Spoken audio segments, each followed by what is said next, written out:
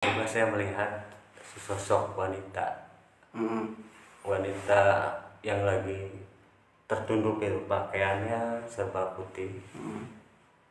Ya mungkin udah tua ya, karena rambutnya udah kelihatan putih semua gitu.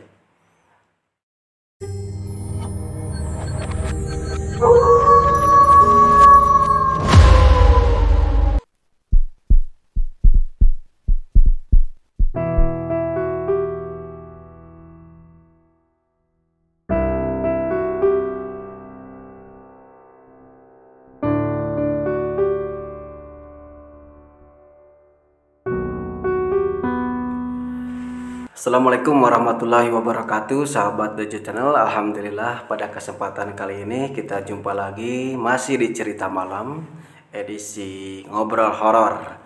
Selamat jumpa buat teman-teman yang baru kali ini bergabung di channel ini. Selamat bergabung. Jangan lupa sebelum nonton tarik napas dulu pelan-pelan, terus lihat di sana ada tombol subscribe-nya, tekan saja itu biar channel ini terus berkembang dan berkembang. Baik teman-teman, di ruang YouTube teman-teman sekarang sudah ada narasumber yang akan bercerita pengalaman horornya.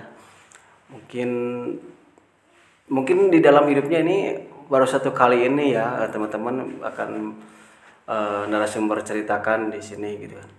Dan kita perkenalkan saja langsung namanya yaitu Kang Azim ya. Selamat malam Kang Azim. Selamat malam. Tumben-tumben nih Kang Azim nih. Kita sekarang udah jam 1 malam ya, kita bikin konten ini ya, cerita malam biar apa ya, suasananya lebih mencekam lagi jam 1 malam gitu ya. Demi Dojo Channel. Gitu ya. Selamat datang juga Kang Azim. Hatur nuhun sudah hadir di Dojo Channel. Ya, Dan teman-teman, Kang Azim ini merupakan salah satu tim kita juga ya, yang beberapa kali ikut penelusuran, dan saya culik aja gitu ke studio nih pada malam hari ini untuk bercerita gitu kan, karena kita pun sebenarnya udah lama tidak explore. Kenapa? Karena pertama kesibukan kita masing-masing Kang Azim ya. Iya, Kerja juga, terus cuaca juga kurang mendukung, setiap malam kita turun hujan terus gitu kan. Nah, kita akhirnya bikin konten seperti inilah, cerita malam edisi Ngobrol Horor. Baik Kang Azim, ada pengalaman apa tentang pengalaman atau apa ya yang dirasakan Kak Azim selama ini gitu tentang pengalaman mistis ini? Boleh Kak Azim langsung aja diceritakan pada sahabat dari channel semuanya. Assalamualaikum warahmatullahi wabarakatuh, sahabat Dojo Channel. Saya Kang Ajib akan coba menceritakan sebuah pengalaman atau kisah horor. Itu kejadiannya udah cukup lama juga ya, udah 2 tahun yang lalu adek. Iya. Itu kejadiannya di tempat saya bekerja. Kebetulan saya kerja 2 shift ya, shift pagi sama siang. Waktu kejadian itu saya kebetulan kerja siang, jadi jam 2 ya sampai jam 10 malam. Tempat kerja saya partneran jadi 2 orang gitu ya, 2 orang.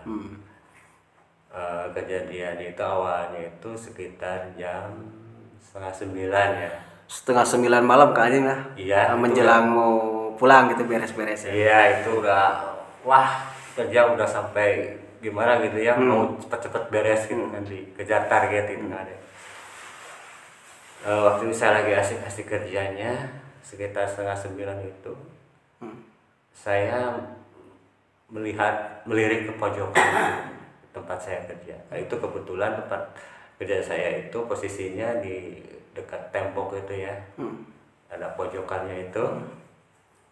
Saya ngelirik ke situ, ke pojok itu. Tiba-tiba saya melihat sosok wanita, wanita yang lagi tertunduk itu, pakaiannya serba putih. Ya mungkin udah tua ya, karena rambutnya udah kelihatan putih semua gitu. Saya kira itu rekan kerja saya gitu kan ya. kok kenapa diam di situ, orang lain pada kerja gitu kan. Lama kelamaan nggak tahu kenapa ya deh, tiba-tiba aja gitu perasaan saya itu kayak merasakan apa yang dia rasakan gitu. Jadi seolah-olah kontak batin dengan Kak Adim ya? Iya seperti itu, kayak ada ikatan batin gitu ya. Padahal itu Kak Azim nggak tahu itu perempuan siapa atau gimana. Ya, Dan boro-boro tahu kan. Kak Azim kalau boleh tahu nih, selama atau penglihatan Kak Azim gitu ya, atau perasaan Kak Azim itu, perempuan itu usia sekitaran berapa Kak Azim? Ya kurang lebih usia 80 tahunan. Oh udah sepuh juga ya? Iya 80 tahun. Tuh kelihatan ya dari fisiknya juga udah bongkok gitu. Rambutnya putih, baju putih. Diam di pojokan, menunduk gitu. Jadi dia kayak yang ada beban gitu. Kayak lagi sedih. Dan pas saya bilang gitu, karena saya sendiri merasakan gitu. Kok kenapa saya jadi pengen nangis, sedih, tanpa tahu sebabnya gitu nggak ada. Tiba-tiba aja setelah melihat sosok itu Kak Adim perasaan itu campur aduk gitu ya, ada sedih gitu ya. Iya. Iba juga mungkinnya Kak Adim. Iya. Tapi itu Kak Adim, selama Kak Adim merasakan atau melihat sosok itu, sosok perempuan yang sepuh itu yang berpakaian baju putih, rambut putih Kak Adim kan? Iya. Itu melihat gak ekspresinya itu seperti apa sih si nenek itu Kak Adim? Atau sedih atau gimana gitu? Kalau dari raut wajahnya nggak bisa ya kan, dia kan tertunduk gitu kan, Tunduk gitu ya? tunduk gini gitu kan.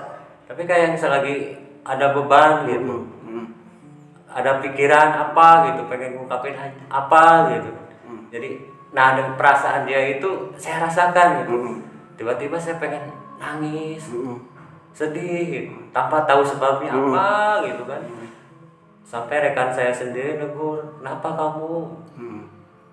Tadi kerja biasa gitu kan, ceria, tiba-tiba kok kayak mau nangis gitu, kayak sedih gitu kan, tertunduk. Saya juga ikut tertunduk gitu di tempat kerja itu gitu. Tapi Kak Azim selama Kak Azim merasakan itu masih melihat ada itu sosok itu di hadapan Kak Azim gitu ya, di pojokan itu. Masih ada itu di pojokan diem.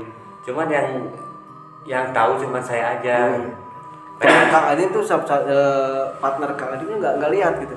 Enggak, cuman dia merasakan aja gitu, merasakan takut, merinding gitu ya. Cuma dia nggak bisa melihat seperti Kak Azim gitu ya. Iya, nggak bisa dia. Ya mungkin Kak Azim. Satu lagi nih pertanyaan saya. Iya.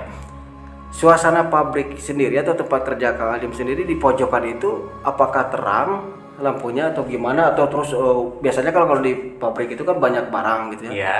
Kalau bahasa Sundanya ngomong pabalatak lah gimana gitu. Itu di pojokan itu situasinya seperti apa Kak Adim? Kalau untuk penerangan itu cukup terang ya, ada lampu.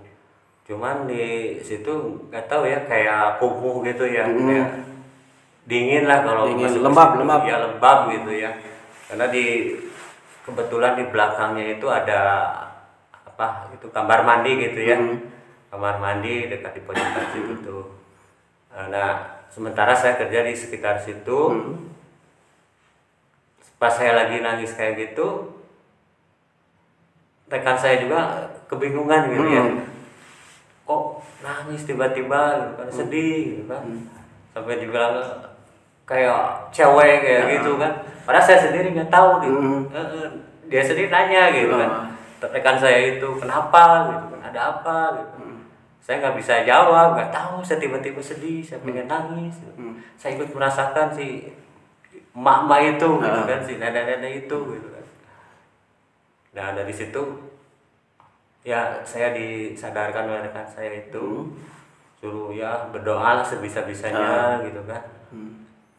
Ya saya mengikuti apa kata rekan saya tersebut, saya berdoa gitu kan. Apa saya baca gitu kan, supaya perasaan saya ini bisa tenang lagi. Iya gitu. Setelah itu Kak Azim, setelah Kak Azim disarankan oleh teman atau rekan kerja Kak Azim untuk membaca surat-surat Al-Quran atau gimana gitu, membaca doa, Itu si sosok si nenek yang di pojokan itu gimana Kang Adim? Apakah masih ada saja di situ atau langsung menghilang Kang Adim? Yang Kang Adim saksikan waktu itu gitu. Ya, yang saya tahu itu setelah saya berusaha berdoa gitu kan, baca-baca apa yang saya bisa, si nenek itu tiba-tiba menghilang. Menghilang gitu. Iya, tapi perasaannya masih tetap gitu yang saya rasakan, tapi si wujudnya, sosoknya itu udah nggak kelihatan lagi gitu. Ya nggak tahu apa ya dia mau apa gitu. Mungkin pengen didoain atau apa gitu. Serem juga Kang Adim ya. Ceritanya terus ini Kang Adim apa namanya?